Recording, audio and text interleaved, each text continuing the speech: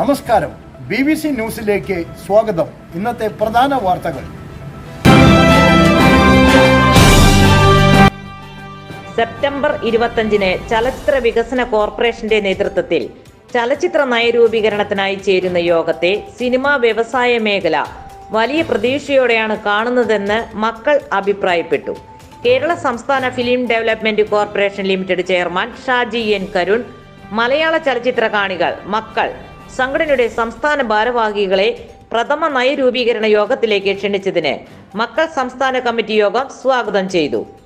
നിരവധി പേർക്ക് നേരിട്ടും അതിലേറെ പേർക്ക് പരോക്ഷമായും തൊഴിൽ നൽകുന്നതും സർക്കാർ, തദ്ദേശ സ്വയംഭരണ സ്ഥാപനങ്ങൾക്ക് വിനോദ നികുതി ഉൾപ്പെടെ വൻ വരുമാനം നൽകുന്നതുമായ ഈ മേഖല ഐക്യത്തോടെയും സഹകരണത്തോടെയും സ്ത്രീ സുരക്ഷ ഉറപ്പുവരുത്തിയും പൂർവാധികം ഉന്നമനത്തിൽ എത്തിക്കുന്നതിന് മക്കൾ സംഘടന മുഖ്യമന്ത്രി, സാംസ്കാരിക വകുപ്പ് മന്ത്രി, KSFDC ചെയർമാൻ, ചലച്ചിത്ര അക്കാദമി ചെയർമാൻ, മറ്റു ബന്ധപ്പെട്ടവർക്കും സമർപ്പിച്ച നിവേദനത്തിന്റെ അടിസ്ഥാനത്തിലാണ് ഈ വ്യവസായം നിലനിർത്തുന്ന പ്രേക്ഷകരുടെ സംഘടനയായ മക്കൾ ഭാരവാഹികളെ ചലച്ചിത്ര നയരൂപീകരണ സമിതിയിലേക്ക് ഉൾപ്പെടുത്തിയത്.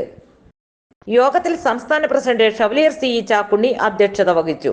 ഭാരവാഹികളായ PA Ajayan, A Sivasankaran, advocate MK Ayyappan, Ronald Julian, CP Vasu, CV Josy, AC Geevar, Jio Job, K Mohankumar, TM Mini, Sreekala Mohan എന്നിവർ പങ്കെടുത്തു. സിനിമയുടെ അമ്മ മുഖമായിരുന്ന അഭിനേത്രി കവിയൂർ പൊന്നമ്മയുടെ നിര്യാണത്തിൽ യോഗം അനുശോചനം രേഖപ്പെടുത്തി. A ശിവശങ്കരൻ അനുശോചന പ്രമേയം അവതരിപ്പിച്ച് സംസാരിച്ചു. CC മനോജ് സ്വാഗതവും നോവക്സ് മൻസൂർ നന്ദിയും പറഞ്ഞു. കോവിഡ് ഉൾപ്പെടെയുള്ള നിരവധി പ്രതിസന്ധികൾ ഒറ്റക്കെട്ടായി നേരിട്ട് വളരെ മുന്നോട്ട് പോകുന്ന ഈ അവസരത്തിൽ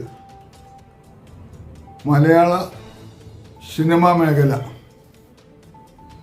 ദേശീയ അന്തർദേശീയ തലത്തിൽ അംഗീകാരങ്ങളും പ്രശംസകളും നേടിവരുന്ന ഈ കാലത്താണ് ഹേമ റിപ്പോർട്ടിൻ്റെ വെളിപ്പെടുത്തലുകൾ എല്ലാവരെയും ആശങ്കത്തിലും ദുരിതത്തിലുമാക്കിയത്.